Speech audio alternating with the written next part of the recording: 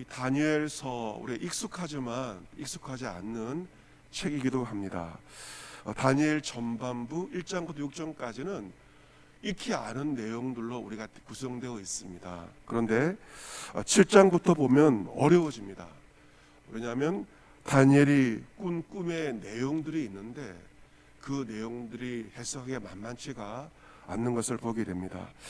1장부터 6장까지 다니엘은 바벨론과 페르시아 제국의 왕들이 꾼 꿈을 해석해 주었다면 7장부터는 다니엘이 자신이 꾼 꿈의 내용과 그 해석이 7장 이하에 나와 있습니다. 그래서 7장부터는 다니엘서 2부라고 보시면 좋겠습니다. 1장부터 6장까지가 1부고 7장부터 마지막 장까지 2부인데 1부는 왕들이 꾼, 여러 왕들이 꾼 꿈을 다니엘이 해석해 주는 것이라면 7장부터는 다니엘 본인이 꾼 꿈의 내용이 기록이 되어 있습니다.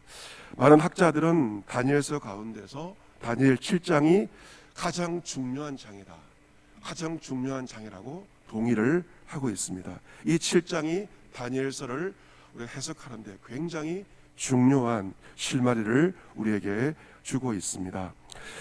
7장 1절 말씀을 보면 그 시점은 바벨론 벨사살 왕 원년이라고 시점이 기록되어 있죠. 다니엘이 그의 침상에서 꿈을 꾸며 머릿속으로 환상을 받습니다. 꿈을 꾸며 머릿속으로 환상을 받게 되죠. 우리 역시 꿈을 꾸게 되고 또 환상을 보게 됩니다. 개꿈은 그냥 사라져버리죠. 하지만 하나님 주신 그 꿈은 선명하게 기억에 남습니다.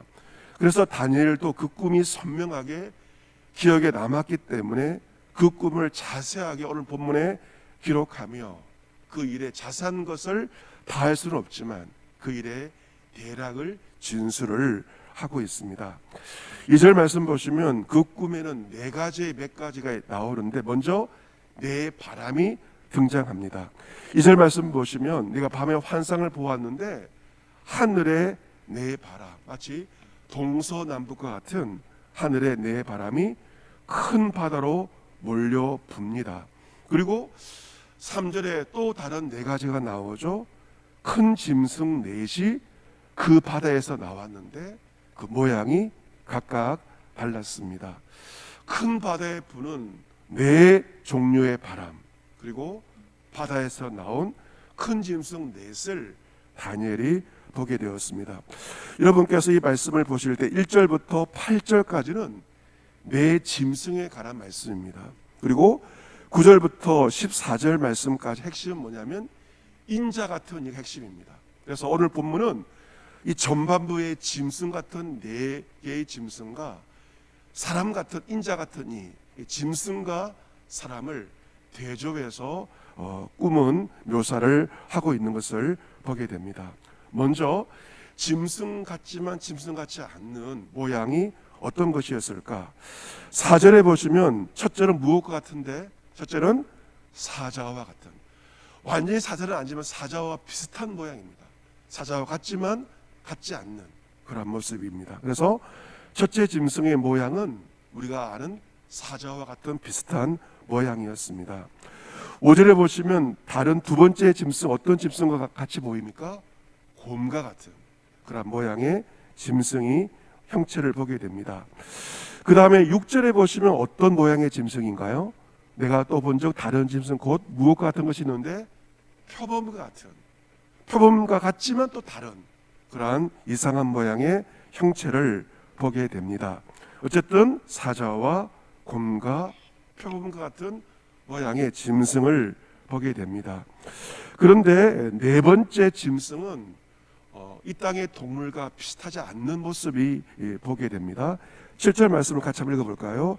7절 같이 읽습니다. 시작. 내가 밤 환상 가운데 그 다음에 본 넷째 짐승은 무섭고 놀라우며 또 매우 강하며 또 쇠로 된 큰 이가 있어서 먹고 부서뜨리고 그 나머지를 발로 밟았으며 이 짐승은 전에 모든 짐승과 다르고 또 10뿔이 있더라. 아멘. 첫 번째, 두 번째, 세 번째와 비교할 수 없이 무섭고 놀라운 짐승의 모양을 보면 꿈에 쓰여져 있지만 다니엘이 매우 놀라했음을 우리가 보게 됩니다. 이 네 번째 짐승은 그 어떤 짐승의 모양 같지 않은 독특한 모양이며 앞에 있던 세 짐승 사자와 곰과 표범을 발로 밟아버리는 이 땅의 그 어떤 짐승과 비교할 수 없는 가장 강력한 힘을 가진 무서운 짐승인 것을 보게 됩니다. 그리고 8절 말씀해 보시면 8절 하반절에 보시면 어떤 것이 기록되어 있냐면요, 또 입이 있어 큰 말을 하였더라. 이 네 번째 짐승에 대해서 묘사하면서 입이 있어, 입에 대해서 강조하고 있고 큰 말을 하더라. 큰 말은 어떤 말인가? 교만입니다. 이 네 번째 짐승은 자신이 가장 강하고 스트롱하기 때문에 내가 세상 최고야 라고 말하면서 큰 입을 가지고 큰 말을 한다는 것은 그 누구도 나를 당할 수가 없어 라고 말하면서 교만한 모습과 자랑을 하고 있는 것을 보게 됩니다. 이 다니엘이 본 네 짐승은 무엇을 의미하는가?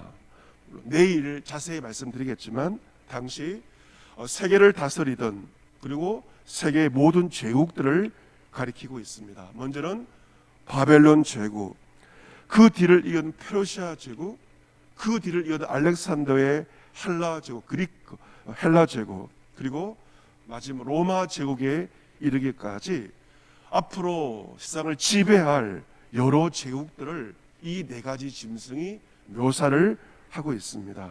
이 제국들이 흥망성쇠를 경험하게 되는 것입니다. 지금도 세계 모든 강대국들은 흥망성쇠를 경험하는 것과 마찬가지입니다. 1절부터 8절까지는 다니엘이 본 지상의 모습이라면 9절부터는 전혀 다른 모습입니다. 8절까지가 지상의 모습, 지상의 제국들이 흥망성쇠를 보았다면 9절부터는 지상이 아니라 천상의 환상, 천상의 꿈을 보게 됩니다. 신약성경에서 요한계시록이 하늘의 천상의 꿈을 보았던 것처럼 다니엘도 구약의 인물이지만 천상의 세계를 본 독특한 인물입니다. 9절 말씀 우리 같이 한번 읽어볼까요? 9절 말씀 같이 읽습니다. 시작. 내가 보니 왕자가 놓이고 예적부터 항상 계신 이가 자정하셨는데 그의 옷은 희기가 눈 같고 그의 머리털은 깨끗한 양의 털 같고 그의 보좌는 불꽃이요 그의 발길은 타오르는 불이며 아멘. 왕자가 놓여 있다. 왕자의 예적부터 항상 계신 이가 자정하고 있다. 진정한 왕자와 진정한 왕은 누구이신가? 바로 예적부터 항상 계신 하나님께서 진정한 왕이심을 말하고 있습니다. 그리고 다니엘은 환상을 보았죠. 지상에 있는 왕들은 대단해 보여도 세계를 호령하고 지배하는 왕처럼 보이지만 그들은 무엇에 불과하다? 짐승에 불과하다. 사람도 아닌 짐승에 불과하다. 하지만 진정한 왕은 이 땅에 있는 자가 아니라 누구이다? 하늘의 천상에 계신 왕자에 앉으신 옛적부터 영원부터 항상 계시니 그 하나님께서 진정한 왕이심을 이 다니엘은 꿈을 통해서 환상을 통해서 보게 되었습니다. 그가 본 환상의 내용을 보면 그의 옷은 희기가 눈과 같이 힙니다. 그의 머리털은 깨끗한 양의 털과 같고 그의 보좌는 불꽃이요 그의 발길은 타오르는 불과 같으며 불이 강처럼 흘러 그 앞에서 나오고 있고 그를 섬기는 천사들은 천천히요 그 앞에서 모여 선자는 만만이다. 그리고 중요한 것을 말하고 있죠. 그는 심판을 베풉니다. 그 보좌에서 심판을 베푸는데 책들이 펴 놓였더라. 심판의 책 그리고 생명의 책, 우리가 흔히 말하는 생명책에 대해서 말씀하고 있습니다. 어떤 사람에게 심판이 임하고 어떤 자에게는 구원이 임하는 심판과 생명의 책이 바로 그의 보좌 앞에 펴놓여 있는 것입니다. 이 환상을 다니엘이 천상의 모습을 그 꿈을 통해서 환상을 통해서 보게 되었습니다. 그리고 이제 또한 꿈을 보게 되는데 12절 말씀 보시면 12절 말씀 한번 볼까요? 12절 그 남은 짐승들, 이 짐승들은 세상의 제국을 가리킵니다. 그 남은 짐승들은 11절 말씀 보시면 죽임을 당하고 시체가 상한 바 되어 타오르는 물에 던져졌으며 12절 보시면 그 남은 짐승들은 그의 건설을 빼앗겼으나 생명은 보존되어 정한 시기가 이르기를 기다리게 되었다. 이 짐승은 아까 말씀을 드린 것처럼 세상의 건설을 말합니다. 세상의 건설가 영원한 것이 아니고 죽임을 당하고 그의 시체까지 상한 바가 되어, 얼마나 무서운 말입니까? 시체까지 상한 바가 되는 것이, 이것이 바로 권력의 비정함 아닙니까? 이 짐승들이 결국에는 권세를 빼앗기게 된다는 것, 이래서 꿈을 보게 됩니다. 그리고 또한 더 중요한 환상을 보게 되죠. 본문 13절 말씀, 13절과 14절 같이 한번 크게 한번, 정말 중요한 꿈입니다. 이 다니엘서 가운데 가장 중요한 본문이라 말할 수가 있는데 여러분 크게 한번 같이 한번 읽어볼까요? 13절과 14절 같이 읽습니다. 시작. 내가 또 밤 환상 중에 보니 인자 같은 이가 하늘 구름을 타고 와서 옛적부터 항상 계신 이에게 나아가 그 앞으로 인도되매 그에게 권세와 영광과 나라를 주고 모든 백성과 나라들과 다른 언어를 말하는 모든 자들이 그를 섬기게 하였으니 그의 건설은 소멸되지 아니하는 영원한 건설요 그의 나라는 멸망하지 아니할 것이니라. 아멘. 다니엘이 보았던 이 꿈과 비전을 이 새벽을 깨운 저와 여러분이 함께 보기를 원합니다. 이 꿈을 꿔야 됩니다. 다니엘 기도를 한다면 우리가 지상의 어떠한 꿈이 아닙니다. 천상의 꿈, 다니엘의 눈으로 보았던 그 꿈을 우리 역시 보아야 합니다. 그런 인자 같은 이가 하늘 구름을 타고 와서 옛적부터 항상 계신 이에게 나아가 그 앞으로 인도되는 성자 예수님께서 성부 하나님께로 나아가는 그 꿈을, 환상을 보게 됩니다. 하나님은 성자 예수님에게 권세와 영광, 나라를 주고 모든 백성과 나라들과 다른 언어를 말하는 모든 자들이 예수님을 섬기게 하였는데 그의 건설은 소멸되지 아니하는 영원한 건설요 그의 나라는 멸망하지 아니할 것이다 라고 하는 이 하늘의 꿈, 하늘의 비전을 보게 되었습니다. 인자 같은, 예수님도 자신을 인자라고 말씀하지 않으셨습니까? 다니엘서 말씀을 가지고 예수님은 자신을 인자라고 말씀하십니다. 성부 하나님은 성자 예수님에게 권세와 영광과 나라를 주셨습니다. 그래서 우리 예수님은 부활 승천하시면 제자들에게 어떤 말씀을 주십니까? 하늘과 땅의 모든 권세를 내게 주셨으리라고 말씀하지 않습니까?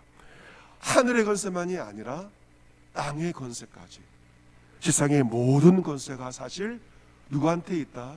성자 예수 그리스도에게 있다는 것입니다. 이처럼 다니엘은 자신의 꿈을 통하여서 지상의 세계를 보았습니다. 지상의 세계는 한마디로 무엇입니까? 짐승과 같은 것입니다.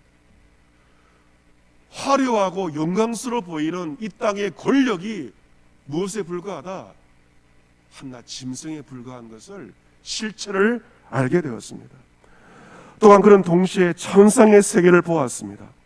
지상의 권력이 짐승과 같은 것이라면 천상에 계신 이는 사람과 같은 이였고 완전한 인간이자 완전한 하나님이신 예수 그리스도를 묘사하고 있습니다.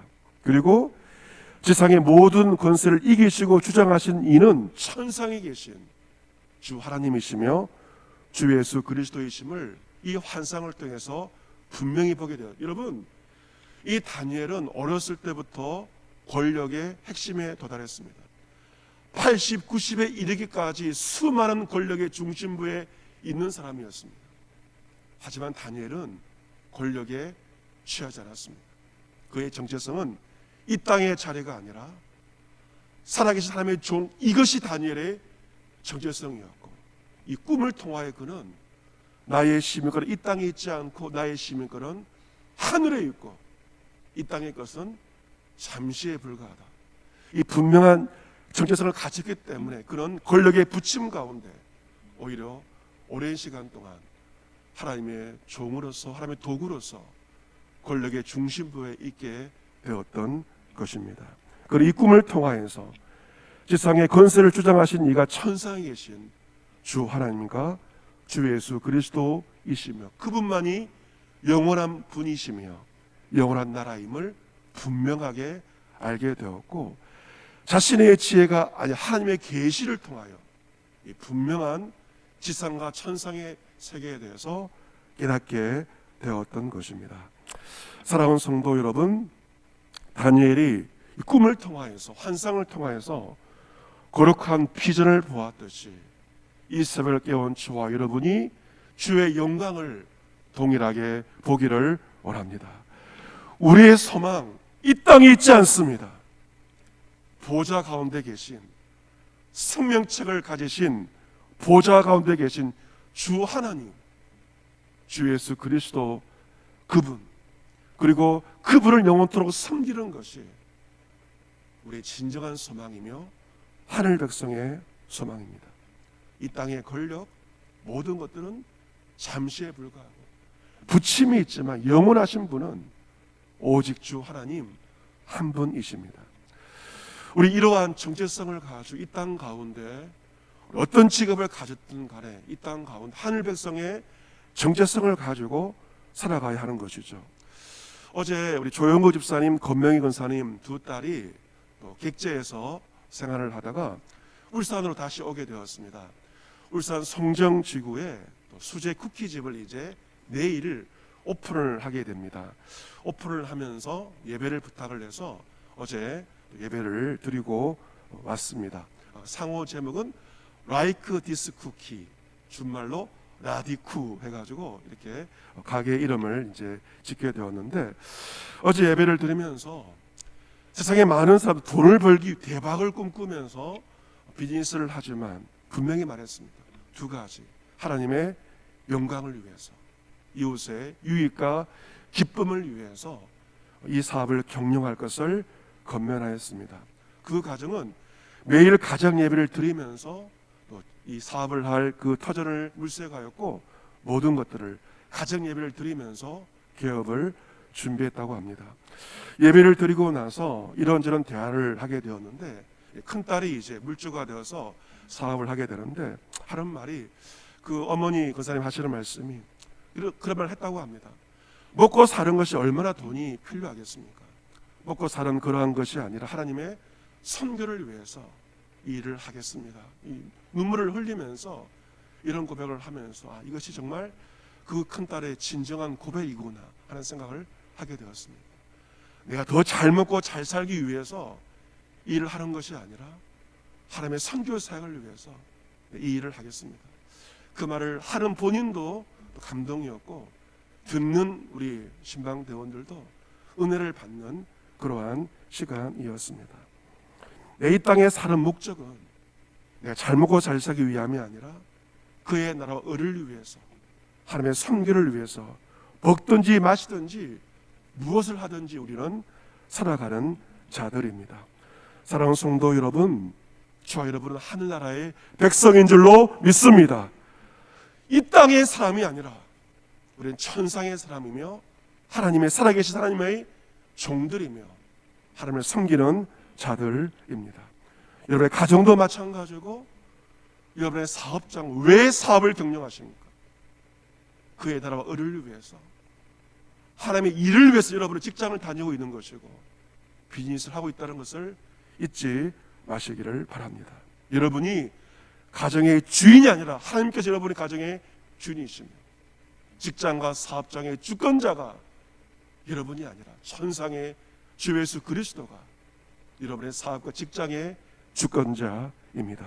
오늘 한 날도 세상 가운데 살아가지만 그 주 예수 그리스도의 통치와 다스림에 순종함으로 먼저 그의 나라와 의를 구하며 이 땅을 살지만 거룩한 하늘의 백성답게 살아갈 수 있는 저 여러분 모두가 될 수 있기를 하늘과 땅의 모든 것을 가지신 주 예수 그리스도의 이름으로 축복합니다. 아멘.